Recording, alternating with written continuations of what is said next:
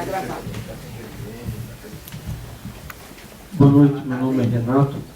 Professora, eu gostaria que a senhora passou um pouquinho, parece que fez questão de não querer dizer, mas eu gostaria que a senhora falasse uma palavrinha que fosse sobre essa questão de vanguarda. Eu acho que é bem interessante, pelo menos eu gostaria. Muito obrigado. Boa noite. Eu gostaria de falar... Nome. Eu gostaria de falar a respeito... Seu nome? Jean, chama Jean. Tá. Eu gostaria de falar a respeito do momento na qual esse livro é lançado. Eu queria fazer um paralelo. Não sei se vocês se lembram, no fim dos anos 80, quando estava se aproximando o bicentenário da Revolução Francesa, o carnaval que foi. O carnaval do ponto de vista, tanto do ponto de vista político, da narrativa, que estava se fazendo daquele evento, e a quantidade gigantesca de títulos que foram publicados naquela época sobre a Revolução Francesa. Outdoor no Bimbuço, o time da a França em particular, ficou um ano inteiro, só se falava nisso. Centenas de títulos dos dois lados do Atlântico. Enfim, um verdadeiro show pirotécnico. Só que era um show reacionário. Porque era, na verdade, estava se construindo uma narrativa hostil à Revolução. Hostil à Revolução Francesa. Foi nessa época que começou a ter toda uma discussão, segundo a qual a Revolução Francesa seria desnecessária. Não precisava fazer todo esse auê para levar ao fim do antigo regime. Enfim, uma discussão desse tipo aí que realmente permeou todos aqueles anos finais da década de 80 até o bicentenário. Quando se compara com hoje, quando estamos chegando no centenário da Revolução de 17, da Revolução Russa, é relativamente modesto. Se fala pouco do assunto, meio que fica escondido, meio que fica na moita. De vez em quando sai um outro artigo, até a produção editorial é relativamente modesta. Quer dizer, não tem, saiu uma série de títulos aqui e na Europa, Estados Unidos também, mas enfim, nada que se compare com aquela pirotecnia dos anos 80. E nesse contexto, eu acho que ganha uma importância realmente singular esse livro que nós estamos lançando. Falo nós, porque eu faço parte da equipe que ajudou a produzir o livro, né? Que nós estamos lançando porque ele pega esse evento, que tem tudo a ver com toda a trajetória da Revolução, desde a Revolução Francesa, e joga um olhar totalmente inovador, mas inovador resgatando a metodologia marxista. Realmente, para ele só analisa os fenômenos sociais, em particular o fenômeno da Revolução Russa, a partir das contradições materiais e das aspirações daqueles que estão envolvidos, né, das contradições materiais, para tentar superar ela. Desse ponto de vista, é um livro realmente absolutamente insubstituível, eu acho. É isso.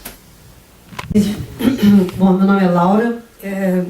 Eu queria fazer uma pergunta que é a seguinte, porque a gente está vivendo hoje a questão da Venezuela, que é uma questão tão importante e que tem a ver com os rumos da esquerda, particularmente latino-americana, e no momento em que o governo da Venezuela certamente está se armando para enfrentar e construindo as milícias e tal, milícias populares para defender a revolução,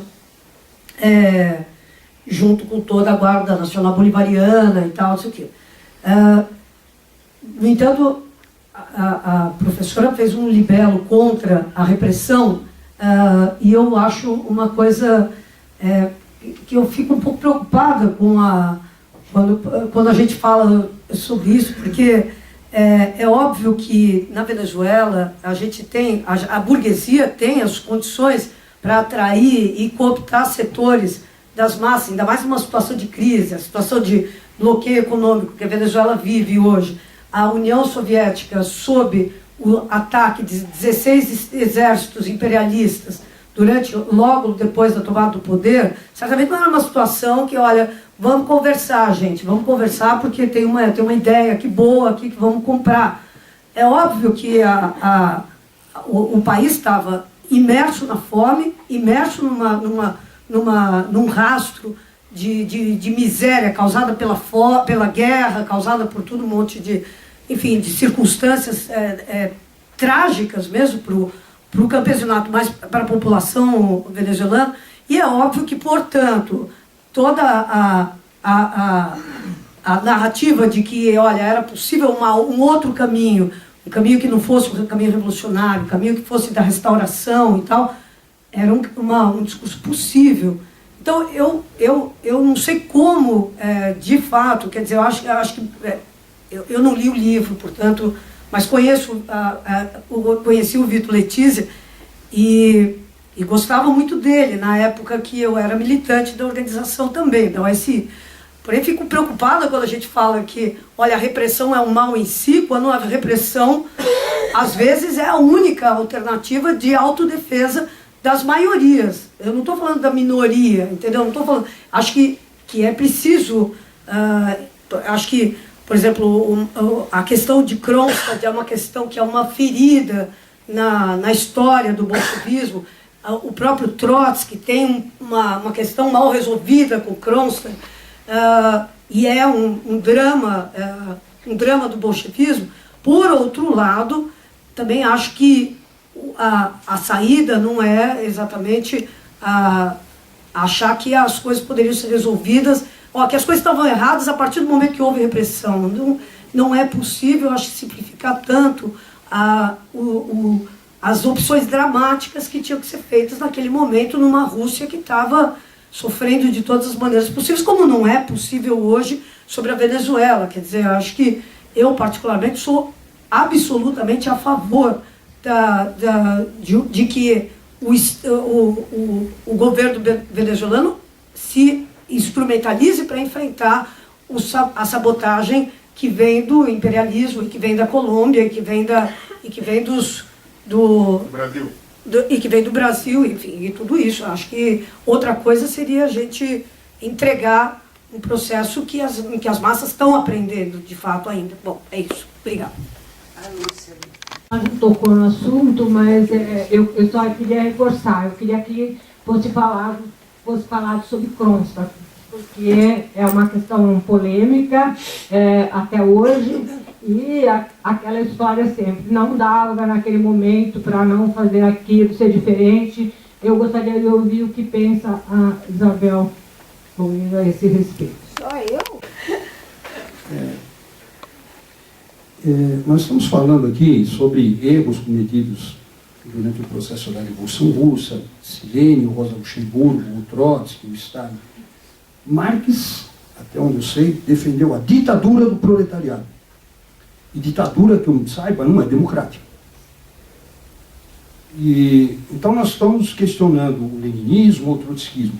Nós estamos questionando o marxismo. Eu não vou me reportar à Venezuela. Allende tentou ser democrático e deu o que deu. Se fudeu. Certo? E o povo chileno junto com ele. Eu faço uma pergunta. É possível dar liberdade aos inimigos da liberdade? Se nós fizermos uma revolução, nós vamos tratar o Bolsonaro como? É paredão ou não?